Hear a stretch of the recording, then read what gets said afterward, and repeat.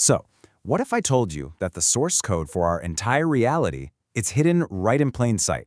You know, we always hear the Torah called the blueprint of creation, but that's not just some nice metaphor. It is quite literally a kind of source code. And tonight we're zooming in, way in, on the very first character of that code, because tucked away in the first stroke of the first letter is a secret so deep it literally defines existence itself. We're about to peel back the layers and find the cosmic key that starts everything. Okay, let's just jump right into the big paradox here, because it is a massive one. I mean, the entire foundation of the Torah, the thing it's all built on, is the absolute oneness of God. And the first letter of the Hebrew alphabet, Aleph, well, that's the silent, perfect symbol of that unity. So you'd think the story would start with Aleph, right? Makes sense, but it doesn't. It starts with Bet, the letter for the number 2, the letter that's all about duality, separation, otherness.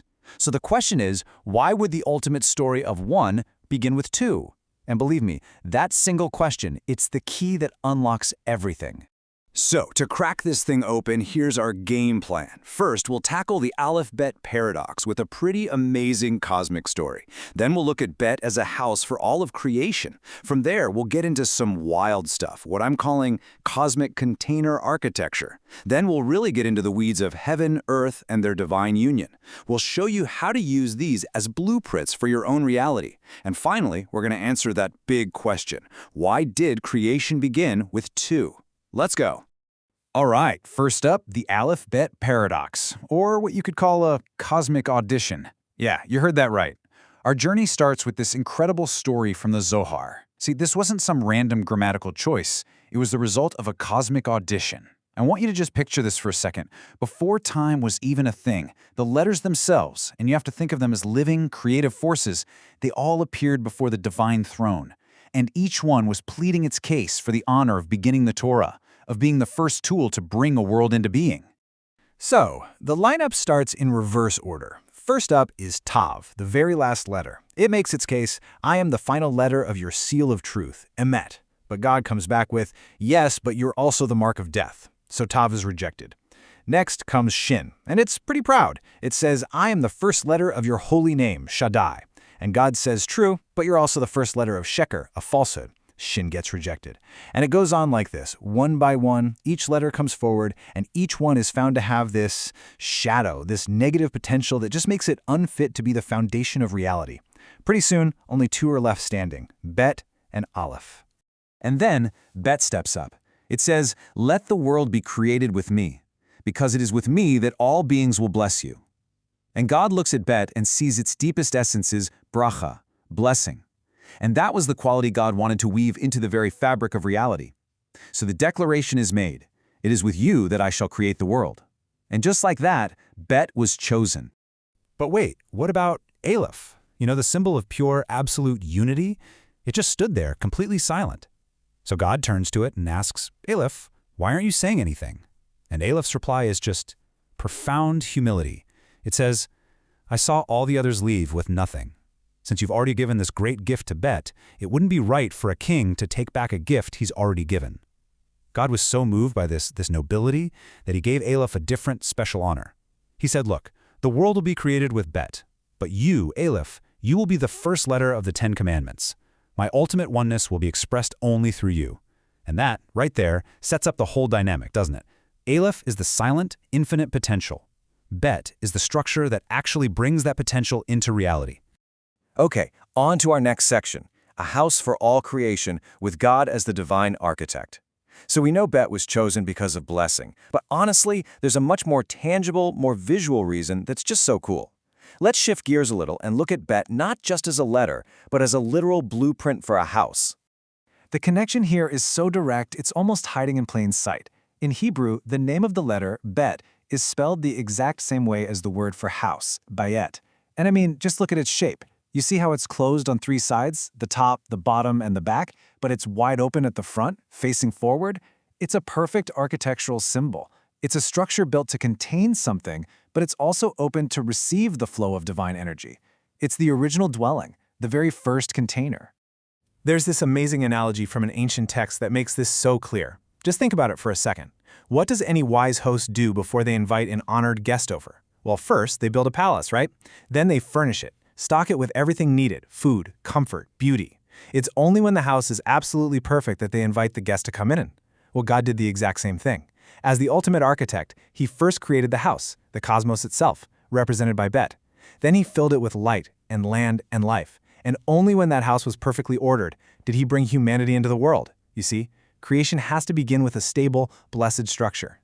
All right, now we're getting into the cosmic container architecture, moving from mysticism to engineering.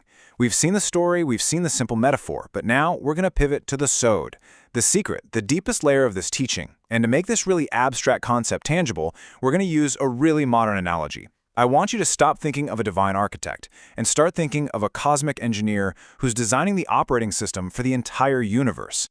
So let's map this ancient cosmology onto a powerful modern framework. Think of the Torah, the divine will, as the source code of reality. It's pure, infinite potential. That's the Aleph principle. But here's the thing about source code. It can't do anything by itself. It needs a structured environment to run in, something engineers call a container. And that container, that's the letter Bet. In mystical language, this is the divine feminine principle, the Shekhinah. It's like the cosmic architecture, the API, that allows the source code to actually execute and become reality. You could say Aleph is the idea, and Bet is the server that runs the idea. So here's the really crucial takeaway from all this. The letter Bet isn't just a letter or a house. It is the fundamental interface.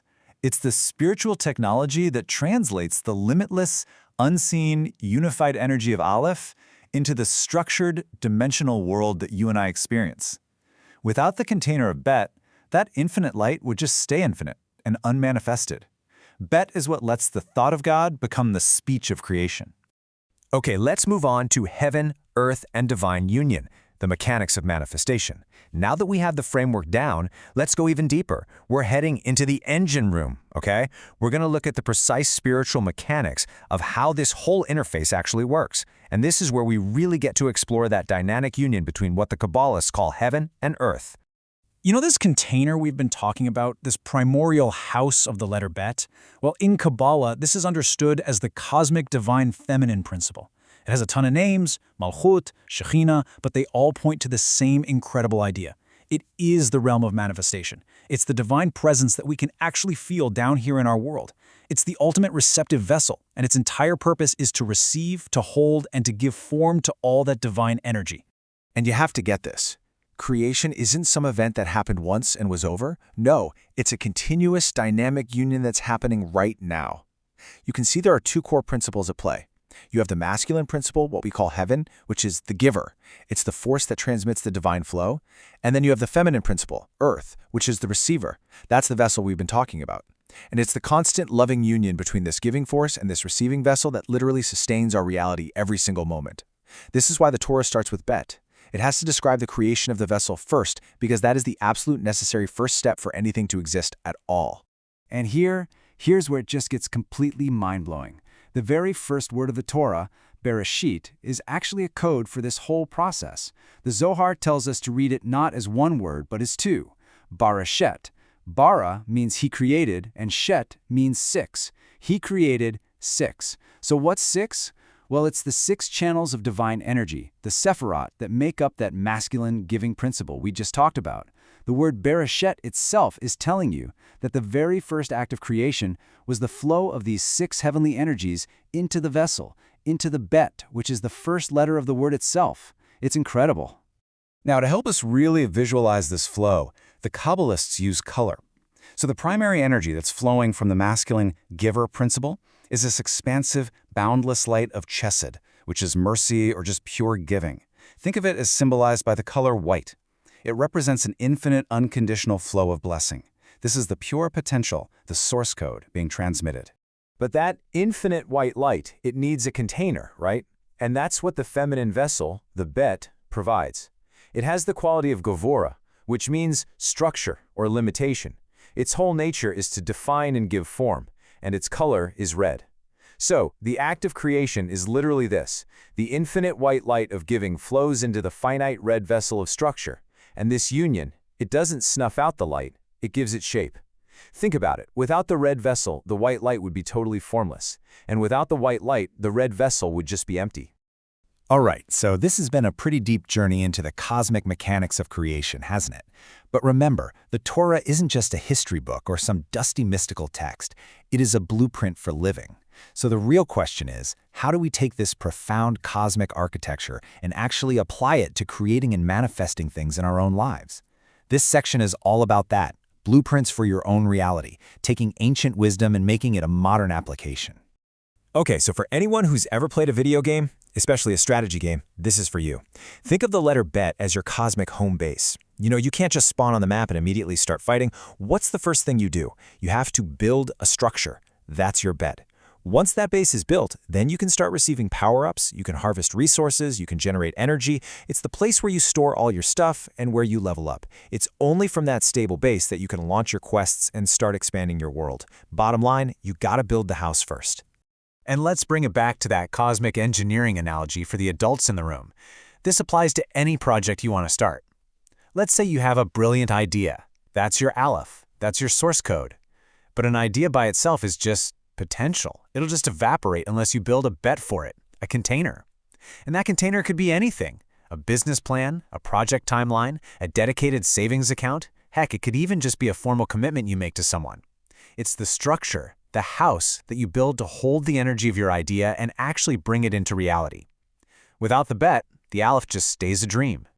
Okay, so here we are at our final section. Why creation begins with two. This is the necessary paradox. We have journeyed through story, metaphor, mystical mechanics, and practical applications. Now we can finally go back to that question that started this whole thing. But this time we have a completely new level of understanding. Let's pull everything we've learned together and resolve this paradox once and for all. So here it is, the final answer. Starting with Bet was never a paradox. It was a cosmic necessity. See, the story couldn't begin with Aleph, because Aleph is pure, unmanifest oneness. It's the state before a story can even exist. For there to be a world, for there to be an experience, for there to be any kind of relationship, there has to first be a two. You need a giver and a receiver. You need an energy and a vessel to hold it. Bet is the creation of the very possibility of relationship. It is the first structure that allows the infinite unity of Aleph to express itself in a world full of beautiful, blessed diversity. The Torah doesn't just start with the letter Bet. It starts by installing the fundamental operating system for all of existence.